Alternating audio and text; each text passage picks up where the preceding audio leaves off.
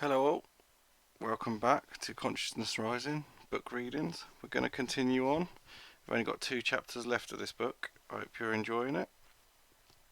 That being said, I'm going to carry on. Chapter 8, The Pattern of Liberty. The pattern of tyranny has repeated itself throughout history. It cycles in every instance of evil, large and small.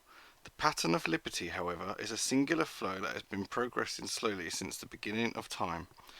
Evil has been on earth as long as man. The tactics of evil have changed infrequently, and only do so when forced by the progress of liberty. Every time liberty has progressed, one of the ideas or concepts of evil has died. When cultural control over people is broken, the pattern of liberty takes another step forward, and culture has been forced to adapt to maintain control over people. By using threats of death, torture, mutilation and imprisonment, every kingdom on earth has prospered. War created the empires of history, and culture preserved them. All who would not submit to the rule of law were killed. Such ignorance of the power of culture is a thing of the past. Modern technology, brought by increasing degrees of freedom, is allowing the people of the world to see culture for what it is. The pattern of liberty shows how freedom has progressed throughout history. While cultures around the world teach that evil's control is strengthening, the pattern of liberty shows clearly that evil is weakening. The pattern of liberty predicts the ultimate failure of culture and the ultimate end of evil. Progress through history. The pattern of liberty tracks the destruction of ideas and empires through history. It also tracks the progress of principles and technology. Gunpowder.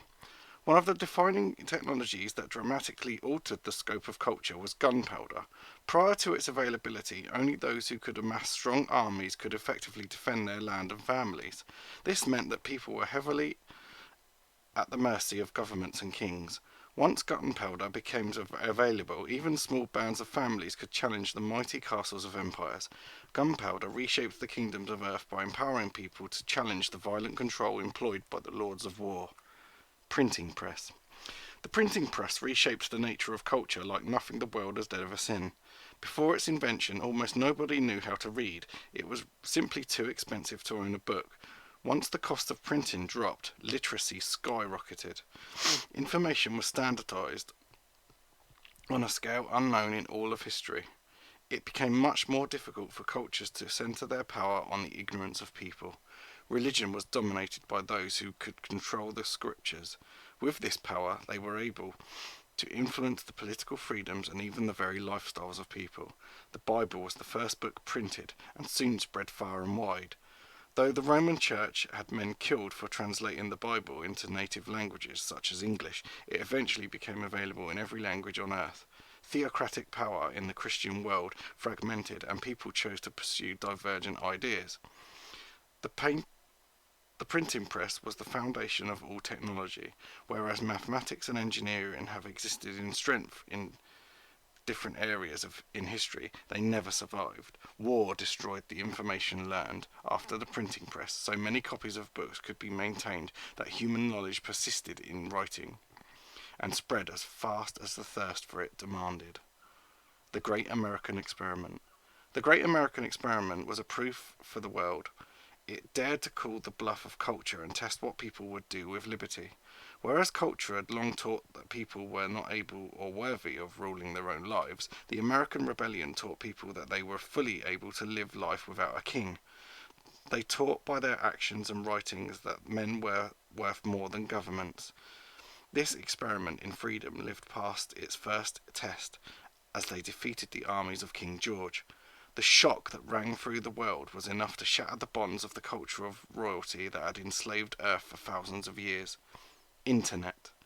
The Internet and modern computing power have destroyed cultural ignorance once and for all.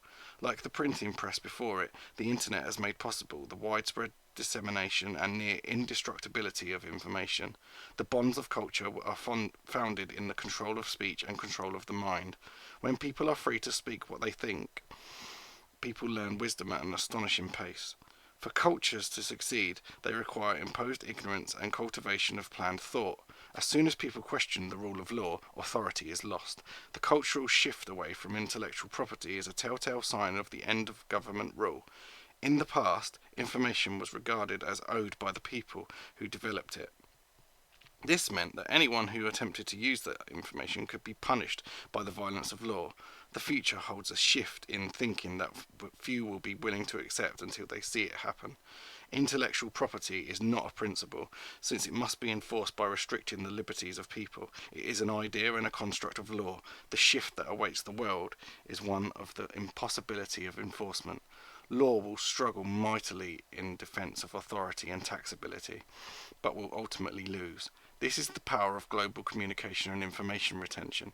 Nearly every law will become impossible to enforce. The principles of computing power give the freedom necessary for people to escape tyranny. Violence replaces culture. When cultures break down and the authorities they protect are threatened, violence grows. Violence is a necessary component of control. Violent enforcement is necessary to ward off sedition. Violence changes the dynamics by making the cost of freedom death. Every time the pattern of liberty has progressed throughout history, violence has increased. The future will be no different. As people learn about freedom and see what is possible in their own lives, evil will clamp down. Authorities will employ greater degrees of violence as they lose their grip on power. This is the death of a culture. This is the meaning of war. As the pattern of liberty reaches its final step, the most oppressed cultures on earth will lose adherents the quickest, and those cultures will produce the most violent crackdowns. One of the evidences of this violence is terrorist attacks. Those in modern times are no different from terrorist attacks in history. Oppressed peoples do not want to be oppressed. When they learn of freedom, they seek more of it for their own lives. Evil cultures always demonize freedom because the United States of America has been historically freer than other places. It is attacked by terrorist regimes in an attempt to teach enslaved peoples that freedom is weakness. They teach that freedom is depravity and insecurity. Such attacks have nothing to do with the people being attacked. They are about maintaining the grip of cultural slavery over oppressed peoples. The violence of dying cultures can destroy millions of lives, but it never lasts long. Earth's era of wars is over. The rapid pace of nation creation and destruction is evidence of the accelerating pace of the modern pattern of liberty. New cultural twists invented by evil men are discovered and crushed. Technology and population. One of the principles of history is that freedom is a function of population. Population growth endangers tyranny. All the major tyrants of history have sought to limit growth. Births expand the human experience and teach people about opportunity, hope, and faith. This freedom is not conducive to slavery. The more people that live in a culture, the more dissent you will find. It is nearly impossible to control large numbers of people with primitive cultures. One of the evidences of the completion of the pattern of liberty is the astounding population on Earth. Technology endangers evil on every hand. Its use, implementation, and imagination are diametrically opposed evil. Technology is born of freedom. Freedom brings wisdom to people who implement learned principles in practical solutions. This search for wisdom teaches people the value that they have within themselves. It teaches them to stretch the limits of their intelligence and faith. This is more than concerning to the control of authority. It is the death of evil. The use of technology enables the evasion of authority. One powerful example of this is the evasion of taxation. Governments are institutionalized extortion. When technology allows people to remove the control of money from government hands, taxation becomes impossible. Advanced encryption and anonymous peer-to-peer networking technology allow for exactly this. Economic exchanges are freed from the bounds of legal tender and regulation. The future of technology brings the impossibility of tracking money and enforcing taxation. This transition will be marked by violence as governments try to salvage their monstrous rates of extortion. The comforts and prosperity of technology demonstrate to the world what the fruits of freedom are. It is entirely impossible to hide from culturally enslaved peoples the glory that is human life. Principles and products leak through every culture on earth. The kings of old have fallen. Communism is weakened. Theocracy is dying. Democracies are bankrupt. Violence will mark the transition, but freedom will prevail. The American Dream. The American dream was for a land where people would be free from the interference of government. The dream was one of freedom to pursue joy and happiness. Today, culture teaches that the American dream is a specific and tightly defined perspective on the perfect life, and that the reason the United States of America is great is because it has the ability to create that life for you. Culture perverts everything good. The American dream is not an American dream. The great American experiment brought massive liberty to the people of America, more than had been seen at any other time or place on earth. The experiment and the dream are not for Americans. The United States of America is not to be respected as a nation. It is not a favoured group. There is no magic, no cultural supremacy in the red, white and blue. The great American experiment is to be respected only because it taught people that they are worth more than the law. The government of the United States of America in modern times closely resembles both a democracy and a welfare state. It is bankrupt and heavily enforced by legions of law. Culture would have you believe that this is its legacy. It is not. The Declaration of Independence, the Bill of Rights, and the very action of rebellion against the king taught the people of the world that government had no natural right over them. These things taught the whole earth that they owed government and authority nothing.